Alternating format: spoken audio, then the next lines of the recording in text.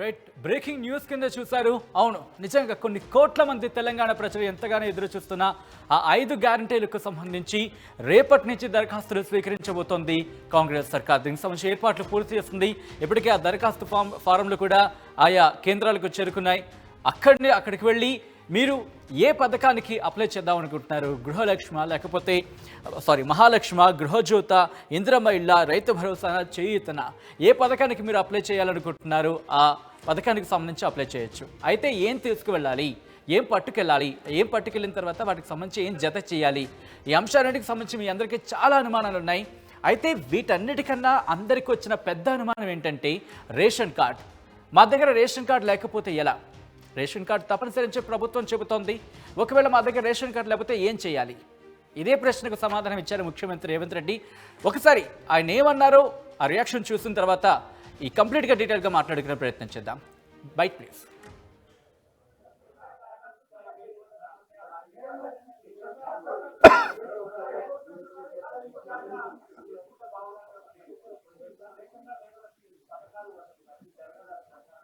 Ration కార్డులు లేకుండా పథకము రావడం కష్టం. కానీ రేషన్ కార్డులు ఇస్తాం కదా. రేషన్ కార్డులు ఇవ్వకపోతే నువ్వు చెప్పేది సమస్య. ఈ అప్లికేషన్లు తీసుకుంటాం, ఇందులో రేషన్ కార్డులు లేని వాళ్ళు ఎవరైనా కాగితాలు దరఖాస్తులు ఇచ్చినా తీసుకుంటాం. రేషన్ కార్డుల కోసం ప్రభుత్వం నిరంతర ప్రక్రియ కింద ముందుకు వెళ్తుంది.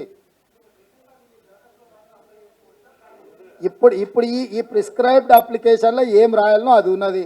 అదనంగా నువ్వేం అప్లికేషన్ ఇచ్చినా అది తీసుకుంటాము. రేషన్ కార్డులు లేకుండా పథకము రావడం కష్టం. కానీ రేషన్ కార్డులు ఇస్తాం కదా. రేషన్ కార్డులు ఇవ్వకపోతే నువ్వు చెప్పేది సమస్య. ఈ అప్లికేషన్లు తీసుకుంటాం, ఇందులో రేషన్ కార్డులు లేని వాళ్ళు ఎవరైనా కాగితాలు దరఖాస్తులు ఇచ్చినా తీసుకుంటాం. రేషన్ కార్డుల కోసం ప్రభుత్వం నిరంతర ప్రక్రియ కింద ముందుకు వెళ్తుంది. ఇప్పుడు ఈ ప్రిస్క్రైబ్డ్ అప్లికేషన్లో ఏం రాయాలనో అది ఉన్నది. అదనంగా నువ్వేం అప్లికేషన్ ఇచ్చినా అది తీసుకుంటాము. రైట్, అది చాలా కీలకమైన స్టేట్మెంట్. మీ దగ్గర రేషన్ కార్డు లేదు అనుకోండి, రేషన్ కార్డు కావాలి అనుకున్న దరఖాస్తు ఉంటుంది కదా, ఆ దరఖాస్తు కూడా మీరు అక్కడ అప్లై చేసుకోవచ్చు. ఆ మాటే అన్నారు ముఖ్యమంత్రి. అయితే మీరు రేపు అప్లై చేద్దాం అనుకుంటున్నారు, అది దేనికైనా కావచ్చు. వాటికి సంబంధించి ప్రధానంగా కావాల్సింది ఆధార్ కార్డ్, అలాగే రేషన్ కార్డ్. ఈ రెండింటితో పాటు వీటి జెరాక్స్లు కూడా తీసుకెళ్ళండి. వీటితో పాటు మీ పాస్పోర్ట్ సైజ్ ఫోటో ఉంటుంది కదా, అది కూడా తీసుకెళ్ళండి. ఆధార్ కార్డ్ అలాగే రేషన్ కార్డ్ వీటిని తీసుకెళ్ళండి. ఒరిజినల్స్ కూడా తీసుకెళ్ళండి. వీటితో పాటు జెరాక్స్ కాపీలు మాత్రం మర్చిపోకండి, వీటిని కూడా తీసుకెళ్ళండి. అలాగే పాస్పోర్ట్ సైజ్ ఫొటోస్ని ఒక 2-3 తీసుకెళ్ళండి. అయితే ఒకసారి ఆ ఫారం చూసే ప్రయత్నం చేద్దాం. ఆ దరఖాస్తు ఎలా ఫిల్ చేయాలి, అసలు ఏంటేంటి ఉన్నాయి, ఎక్కడ ఏవి నింపాలి, వేటిని జత చేయాలి అనే అంశానికి సంబంధించి మీకు చూపించే ప్రయత్నం చేస్తుంది ఆర్టీవీ. మీరు చూస్తే కనుక తెలంగాణ రాష్ట్ర ప్రభుత్వం అభయహస్తం పథకం ప్రజాపాలన అంటే రేపటి నుంచి ప్రారంభం కాబోతుంది. 6వ తారీఖు వరకు 28/12/2023 నుంచి 6/1/2024 వరకు ప్రజాపాలన దరఖాస్తు. ఆ దరఖాస్తు ఫారంను మీరు చూస్తున్నారు. దీంట్లో ఏ పథకాలు ఉన్నాయి? మహాలక్ష్మి, రైతు భరోసా, గృహజ్యోతి, ఇందిరమ్మ ఇండ్లు, చేయూత పథకం. ఈ 5 పథకాలకు సంబంధించి ఆ డీటెయిల్స్ నా ఫారంను మీరు చూస్తున్నారు. మరి ఎక్కడెక్కడ ఎటువంటి ఇన్ఫర్మేషన్, ఎటువంటి డీటెయిల్స్ని, ఎటువంటి వివరాన్ని మనం రాయాలి అనేది చూడండి ఒకసారి. ఇక్కడ చూస్తే కనుక కుటుంబ వివరాలను చోట దరఖాస్తుదారు పేరు, ఇంటి యజమాని పేరు ఇక్కడ అడుగుతున్నారు. సో ఇంటి యజమాని పేరు ఏదైతే ఉంటుందో ఆ పేరుని ఇక్కడ రాస్తారు. సపోజ్ నేనే ఇంటి యజమాని అనుకుందాం. సో నా పేరు రాస్తాను నేను, సచిన్. సో దాని తర్వాత స్త్రీనా, పురుషుడా, ఇతరుల. పురుషుడు కాబట్టి పురుషుని టిక్ చేస్తాను. స్త్రీ అయితే స్త్రీ అని టిక్ చేయాలి, పురుషుడైతే పురుషుని టిక్ చేయాలి, ఇతరులైతే ఇతరులు. అలాగే మీరు ఎస్సీనా, ఎస్టీనా, బీసీనా, మైనారిటీనా, ఇతరుల. మీరు ఎస్సీ అయితే ఎస్సీ అని టిక్ చేయండి, ఎస్టీ అయితే ఎస్టీ అని టిక్ చేయండి, అలాగే బీసీ అయితే బీసీ అని టిక్ చేయండి, మైనారిటీ అయితే మైనారిటీ అని టిక్ చేయండి. ఒకవేళ కాదు ఇతరులు అయితే కనుక ఇతరుల దగ్గర టిక్ చేయండి. సో నేను ప్రస్తుతానికి ఇతరులు మీకు చెప్పడానికి నేను ఇతరుల దగ్గర టిక్ చేస్తున్నాను. ఇక్కడ మీరు చూడొచ్చు దరఖాస్తుదారుని సంఖ్య కింద ఫోటో అని ఉంది. ఇక్కడ మీరు మీ ఫోటోను జత చేయాల్సి ఉంటుంది. మీరు చూస్తున్నారు కదా, ఇక్కడ మీ ఫోటోను జత చేయాల్సి ఉంటుంది. ఈ దరఖాస్తు సంఖ్య అనేది వాళ్ళు ఫిల్ చేసుకుంటారు. మళ్ళీ ఇక్కడికి వచ్చే ప్రయత్నం చేద్దాం. పుట్టిన తేదీ. చాలామంది ఏం చేస్తూ ఉంటారంటే పుట్టిన తేదీ అనేది కొంతమంది తెలియక ఎందుకంటే డాక్యుమెంటేషన్ మీద ఒక పేరు ఉంటుంది, తర్వాత వాళ్ళు అనుకుంటున్న లేకపోతే అందాజుగాను డేట్లు వేయడం జరుగుతుంది. అలా కాకుండా పుట్టిన తేదీ, ముఖ్యంగా ఆధార్ కార్డుని మనం గుర్తింపు కార్డుగా మనం భావిస్తూ ఉంటాం కాబట్టి ఆధార్ కార్డు కావచ్చు, ఎందుకంటే ఆధార్ నెంబర్ ఇక్కడ అడుగుతున్నారు కాబట్టి ఆధార్ కార్డు మీద ఏదైతే పుట్టిన తేదీ ఉందో అది ఇస్తే కనుక పని సజావుగా సులువుగా ఇబ్బంది లేకుండా ఆ ప్రాసెస్ జరిగిపోయే అవకాశం ఉంటుంది. సో పుట్టిన తేదీ సపోజ్ 08/04/1886 అనుకుందాం. ఇది జస్ట్ నేను ఉదాహరణగా మాత్రమే వేస్తున్నా. సో అలా పుట్టిన తేదీ వేస్తారు. ఆధార్ నంబర్ 818888881234. మీ ఆధార్ నెంబర్ ఏదైతే ఉంటుందో ఆ మీ ఆధార్ నెంబర్ని ఇక్కడ వేయడం జరుగుతుంది. సో ఇది కేవలం నేను మీకు ఉదాహరణకు మాత్రమే చెప్తున్నా. ఇది దాని తర్వాత రేషన్ కార్డు నెంబర్. ఇది చాలా పెద్ద సమస్య కింద అందరూ భావిస్తున్నారు కదా. ఇక్కడే దీనికి సంబంధించే రేషన్ కార్డు లేకపోతే మా పరిస్థితి ఏంటి అని అనే వాళ్ళకి మాత్రం ఇక్కడ దీనికి సంబంధించి ముందులోనే చెప్పుకున్నాం. రేషన్ కార్డు నా దగ్గర లేదు, రేషన్ కార్డు కావాలని చెప్పి దరఖాస్తు పెట్టుకుంటారు కదా. ఆ దరఖాస్తు కూడా అంటే రేషన్ కార్డు కోసం మీరు దరఖాస్తు నాకు ఆ లెటర్ ఫార్మాట్లో అంటే లెటర్ రాయాలి. మీరు మాకు కొత్త రేషన్ కార్డు కావాలన్న అంటూ ఒక లెటర్ని రాసి దీనికి జత చేయాలి. మొత్తం ఈ డాక్యుమెంటేషన్కి జత చేయాల్సి ఉంటుందన్నమాట. ఇక్కడ రేషన్ కార్డు లేదు అని రాసుకోవచ్చు, లేకపోతే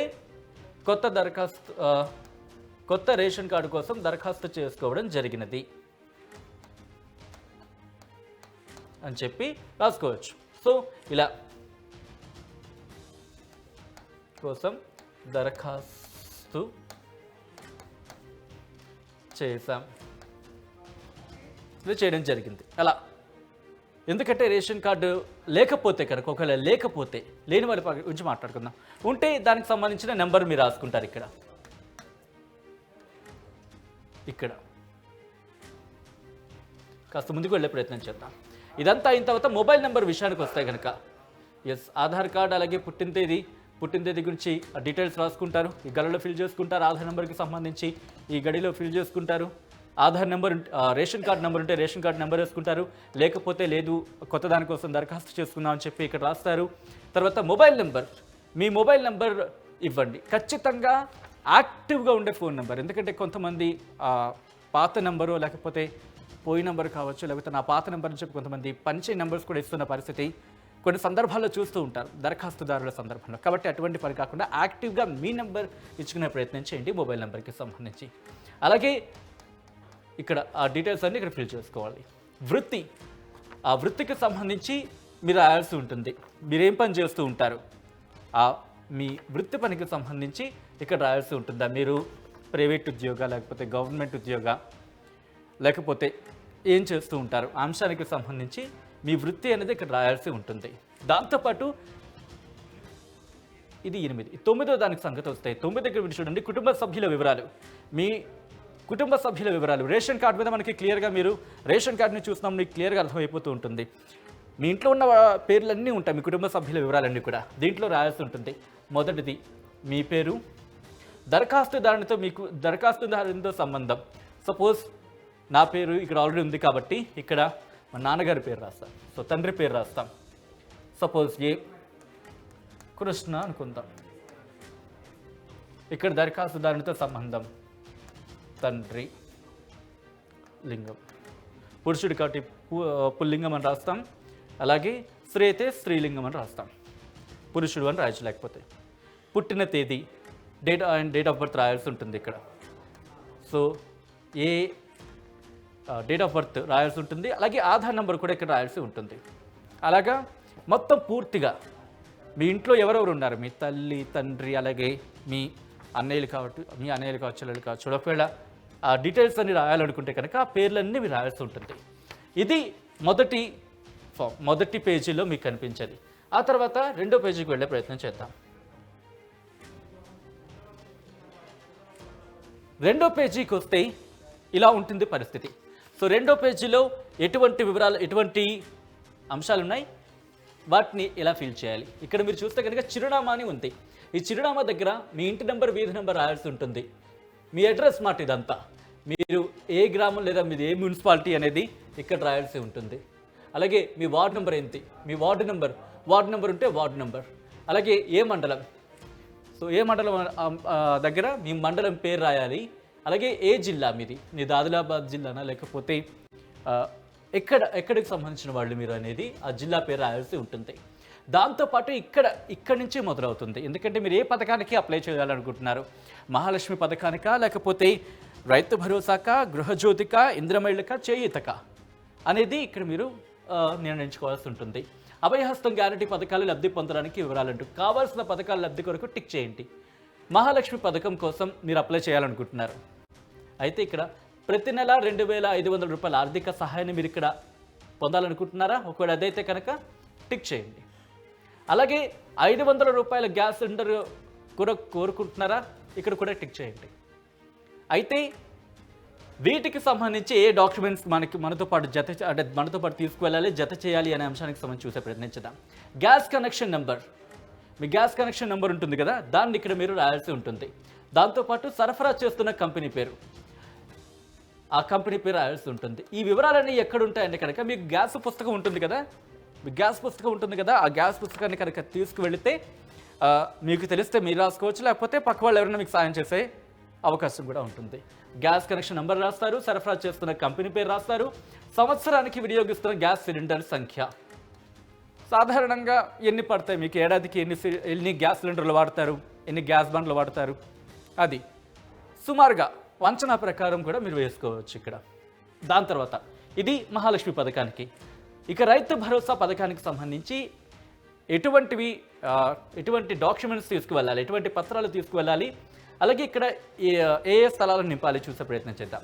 రైతులకు ప్రతి ఏటా ఎకరానికి 1,500 రూపాయలు, ఇది మొదటిది, రైతు భరోసా పథకంలో మొదటిది. ఇక్కడ మీరు రైతు టిక్ చేయండి, లేదు కౌలు రైతు అయితే కనుక కౌలు రైతు దగ్గర టిక్ చేయండి. ఈ పథకం తీసుకువెళ్ళినప్పుడు దీంతో పాటు మీరు పట్టాదారు పాస్ పుస్తకం జెరాక్స్ని తీసుకువెళ్లాల్సి ఉంటుంది. పట్టాదారు పాస్ పుస్తకం కూడా తీసుకువెళ్లాల్సి ఉంటుంది, ఎందుకంటే ఒరిజినల్స్ చూపించాలి, దాంతోపాటు వాటి జెరాక్స్ కాపీలను కూడా దీనికి జత చేయాల్సి ఉంటుంది. కాబట్టి రెండింటిని తీసుకువెళ్ళండి. పట్టాదారు పాస్ పుస్తకం నెంబర్లు, ఆ నెంబర్లు అనేది ఆ పట్టాదారు పాస్ పుస్తకం ఉంటుంది కదా, దానికి సంబంధించిన ఆ నెంబర్ ఉంటుంది కదా, ఆ నెంబర్లు మీరు రాయాల్సి ఉంటుంది ఇక్కడంతా. దాని తర్వాత మూడోది సాగు చేస్తున్న భూమి వివరాలు. ఇక్కడ ఆ సర్వే నంబరు, విస్తీర్ణం, అంటే ఎన్ని ఎకరాల్లో మీరు సాగు చేస్తున్నారు, దాని సర్వే నంబర్ ఎంత అనే వివరాలని ఇక్కడ 1.3లో మీరు రాయాల్సి ఉంటుంది. ఇది రైతు భరోసాకి సంబంధించి మొదటిది. అంటే రైతులకు ప్రతి ఏటా ఎకరానికి 15,000 రూపాయలు ఆ పథకానికి సంబంధించి మీరు అప్లై చేయాలనుకుంటే. ఇక రెండవది వ్యవసాయ కూలీలకు ఏటా 12,000 రూపాయలు. ఒకవేళ ఇది కూడా కోరుకుంటే కనుక, ఇది కోరుకుంటున్నారు, వాళ్ళు రెండు కోరుకుంటే కనుక ఇక్కడ కూడా టిక్ చేయాల్సి ఉంటుంది. ఉపాధి హామీ కార్డు నెంబర్, ఉపాధి హామీ కార్డు ఉంటుంది కదా మీ దగ్గర, ఆ కార్డు నెంబర్ని ఇక్కడ మీరు రాయాల్సి ఉంటుంది. ఇది రైతు భరోసా పథకానికి సంబంధించి. ఇక మూడవది ఇందిరమ్మ ఇండ్ల పథకానికి సంబంధించి. ఇందిరమ్మ ఇండ్ల పథకాన్ని మీరు పొందాలనుకుంటున్నారా, ఆ లబ్ధి మీరు పొందాలనుకుంటే కనుక ఎటువంటి డాక్యుమెంట్స్, ఎటువంటి పత్రాలను మీరు జత చేయాల్సి ఉంటుంది, అలాగే ఏం నింపాలి అనేది కనుక సంబంధించి చూస్తే ఒకసారి చూసే ప్రయత్నం చేద్దాం. ఇందిరమ్మ ఇండ్ల పథకం కింద మొదటిది ఇల్లు లేని అర్హులైన కుటుంబానికి, దాంట్లో మళ్ళీ మొదటిది ఇంటి నిర్మాణానికి ఆర్థిక సహాయం. ఇక్కడ ఒకసారి చూసే ప్రయత్నం చేద్దాం. ఇల్లు లేని అర్హులైన కుటుంబానికి, ఎస్ ఇల్లు లేదు కానీ మీరు అర్హులు, అయితే వాటికి సంబంధించి ఇంటి నిర్మాణానికి ఆర్థిక సాయం కోరుకుంటున్నారా, అయితే టిక్ చేయండి. అది. ఇక రెండోది చూసే ప్రయత్నం చేద్దాం.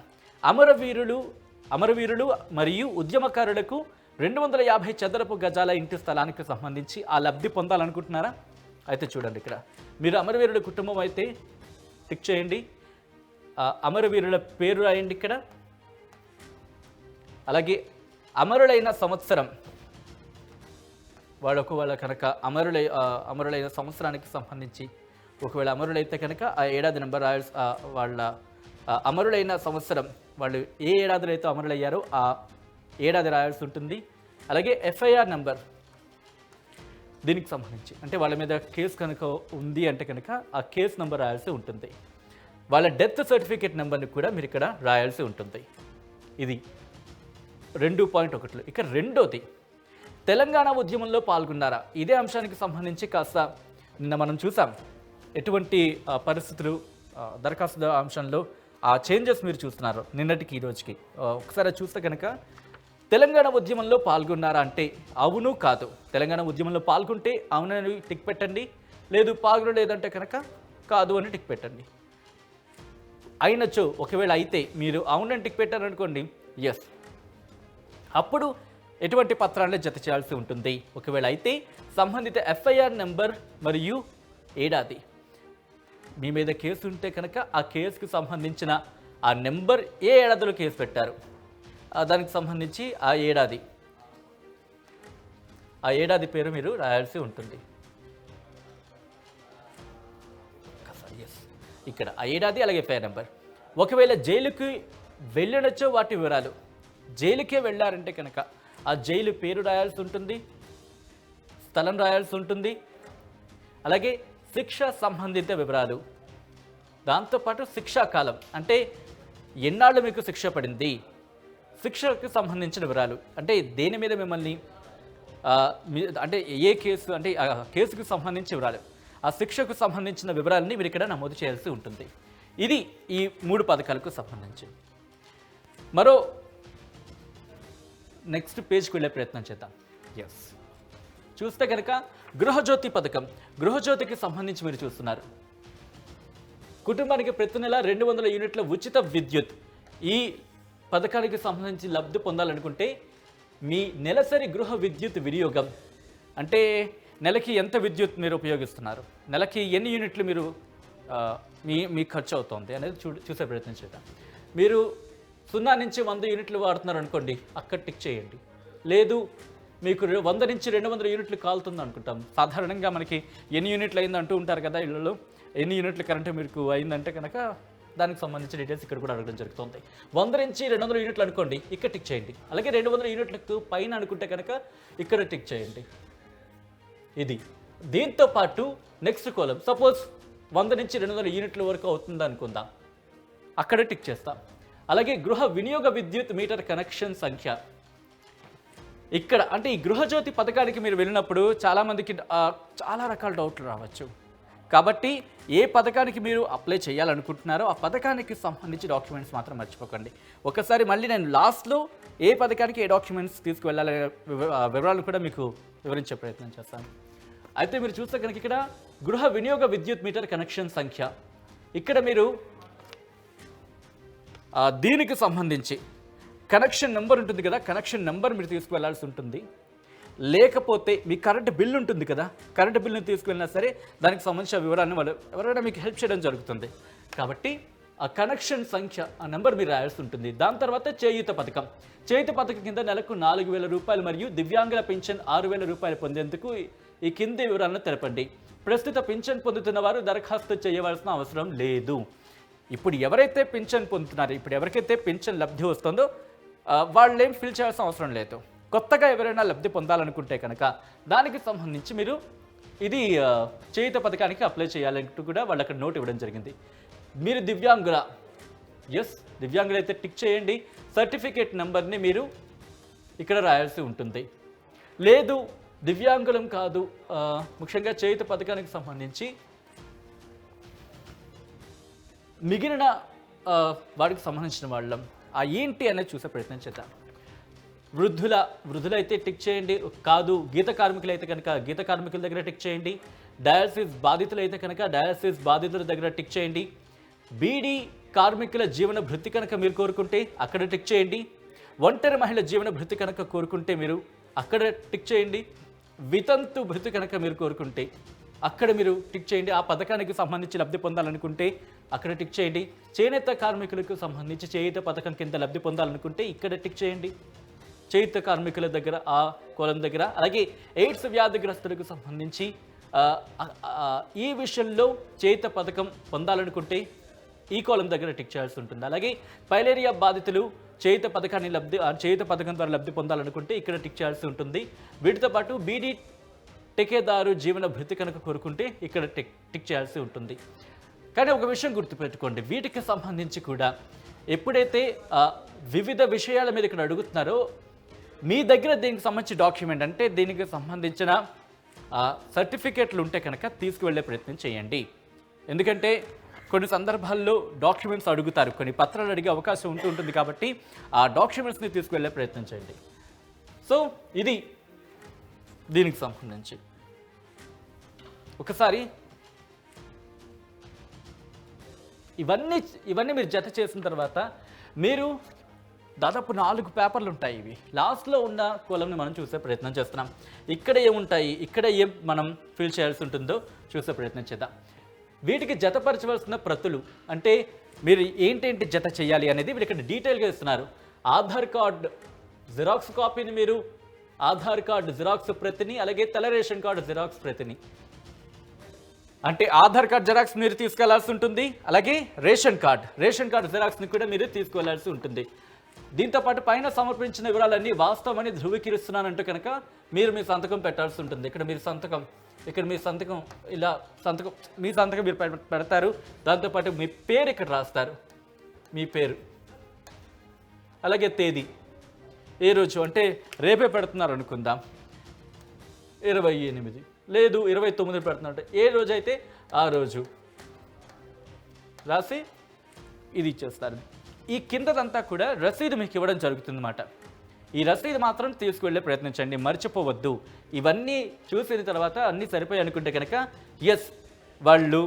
మేము మీ దగ్గర ఈ డాక్యుమెంట్ని తీసుకుందాం, ఈ దగ్గర ఈ దరఖాస్తు తీసుకుందామని చెప్పి దరఖాస్తు రసీదు ఇస్తారన్నమాట. దరఖాస్తు రసీదును మాత్రం తీసుకువెళ్ళడం మర్చిపోకండి. దాని మీద వాళ్ళే రాస్తారు దాదాపుగా, లేకపోతే ఇవన్నీ మనం రాస్తున్నా ఇబ్బంది లేదు. ఎందుకంటే ఈ దరఖాస్తు సంఖ్య వాళ్ళు రాస్తారు, వార్డు కోడ్ దాదాపు వాళ్ళని రాస్తారు, లేకపోతే మీరు రాసుకునే ప్రయత్నం చేయొచ్చు. అలాగే మీ పేరు, అలాగే మీ తండ్రి లేదా భర్త పేరు రాస్తారు. మహాలక్ష్మి పథకమా, రైతు భరోసా పథకమా, ఇందిరమ్మ ఇండ్ల పథకమా, గృహజ్యోతి పథకమా, లేకపోతే చేయుత పథకమా, దేనికి సంబంధించి మీరు అప్లికేషన్ చేసుకుంటున్నారని చోట ఒకవేళ మహాలక్ష్మి పథకం అయితే ఇక్కడ మహాలక్ష్మి దగ్గర టిక్ చేయండి, రైతు భరోసా పథకం అయితే రైతు భరోసా దగ్గర, అలా ఏ పథకానికి అప్లై చేసుకుంటున్నారు. నేను ఒక పథకానికి అప్లై చేసుకుంటున్నాను, ఇంకో పథకానికి అప్లై చేసుకుంటున్నాను, 2 పథకాలు కూడా అప్లై చేసుకునే ఫెసిలిటీ ఉందని చెప్పుకోవాలి. ఎందుకంటే కనుక మీరు చిత్త డాక్యుమెంట్ని సబ్మిట్ చేయాల్సి ఉంటుంది. డాక్యుమెంట్ సంబంధించి కూడా ఉంది కాబట్టి ఇక్కడ మీరు టిక్ చేసుకోవచ్చు ఏ పథకానికి సంబంధించి లబ్ధి పొందాలనుకుంటున్నారండి. అవన్నీ రాసిన తర్వాత ఇక్కడ వార్డు నెంబరు, మండలం, జిల్లా, తేదీ ఇవన్నీ రాసిన తర్వాత అధికారి సంతకం చేసి పేరేంటి, ఆయన హోదా ఏంటి, ఆయన ముద్రేంటి ఒక స్టాంప్ వేసి మీకు రిసిప్ట్ ఇస్తారన్నమాట. కానీ మర్చిపోదు, వన్స్ అగైన్ చెప్పడం జరుగుతుంది, మరొక్కసారి మీకు చెప్పడం జరుగుతుంది. ఈ డాక్యుమెంట్ అంటే ఈ దరఖాస్తు చేసుకోవడానికి మీరు వెళ్ళినప్పుడు చేయుత పథకానికి కావచ్చు, లేకపోతే మహాలక్ష్మి పథకానికి సంబంధించి మహాలక్ష్మి పథకం పొందాలనుకుంటే వాటితో పాటు Aadhaar card, ration card xerox తీసుకెళ్ళండి. అలాగే మహాలక్ష్మి పథకం పొందాలంటే దానికి సంబంధించిన దరఖాస్తుకు సంబంధించి డాక్యుమెంట్స్ని తీసుకువెళ్ళండి. అలాగే రైతు భరోసా కింద మీ పాస్బుక్ ఏదైతే ఉంటుందో మీ పాస్బుక్ని తీసుకువెళ్ళండి. అలాగే గృహజ్యోతికి సంబంధించి కరెంట్ కనెక్షన్ గురించి అడుగుతారు కాబట్టి అక్కడ మీ మీటర్ నెంబర్ రాసుకుని వెళ్ళండి. లేకపోతే మీ కరెంట్ బిల్ ఉంటుంది కదా, దాన్ని తీసుకునే ప్రయత్నించండి. ఒక జెరాక్స్ కాపీ తీసుకునే అవసరం ఉంది అక్కడ. దాంతోపాటు ఇందిరమ్మ ఇళ్లకు సంబంధించి కూడా డీటెయిల్స్ అడుగుతున్నారు కాబట్టి ఆ డీటెయిల్స్ కూడా ఎందుకంటే డాక్యుమెంటేషన్లో మీకు చూపించే ప్రయత్నం చేస్తాం. ఇందిరమ్మ ఇళ్ల పథకానికి సంబంధించి ఏ డాక్యుమెంట్స్ కావాలో వాటిని కూడా తీసుకువెళ్ళండి. దాంతోపాటు చేతికి సంబంధించి ఏ లబ్ధి పొందాలనుకుంటున్నారు, ఆ పథకానికి సంబంధించి ఆ పథకంలో ఎక్కడ ఏ విషయంలో మీరు లబ్ధి పొందాలనుకుంటున్నారో ఆ లబ్ధి పొందాలనుకునే అంశానికి సంబంధించి డాక్యుమెంట్ తీసుకువెళ్ళడం మాత్రం మర్చిపోవద్దు. ఇది సో రేపటి నుంచి 6వ తారీఖు వరకు జరగబోతోంది. సో చూద్దాం మరి ఎన్ని అప్లికేషన్స్ వస్తాయో. లాస్ట్ మరొక్కసారి చెప్పడం జరుగుతుంది, రేషన్ కార్డు అంశం. రేషన్ కార్డు లేకపోతే మీరు కంగారు పడవలసిన అవసరం లేదని చెప్పి ప్రభుత్వం చెబుతోంది. ఆ రేషన్ కార్డుకి సంబంధించి రేషన్ కార్డు దగ్గర రేషన్ కార్డు లేదు అని చెప్పి రాస్తారు. దాంతోపాటు రేషన్ కార్డు కావాలని చెప్పి మీరు దరఖాస్తు పెట్టుకున్న దరఖాస్తును కూడా మీరు దానికి అటాచ్ చేయొచ్చు. ఇది ప్రభుత్వం చెప్తోంది. సో రేపటి నుంచి 6వ తారీఖు వరకు ఈ 5 పథకాలకు సంబంధించి దరఖాస్తులు స్వీకరించబోతుంది ప్రభుత్వం. సో చూద్దాం ఎన్ని దరఖాస్తులు వస్తాయి, వాటికి సంబంధించి కంప్లైంట్స్ని ప్రభుత్వం ఎలా సాల్వ్ చేస్తుంది అనేది.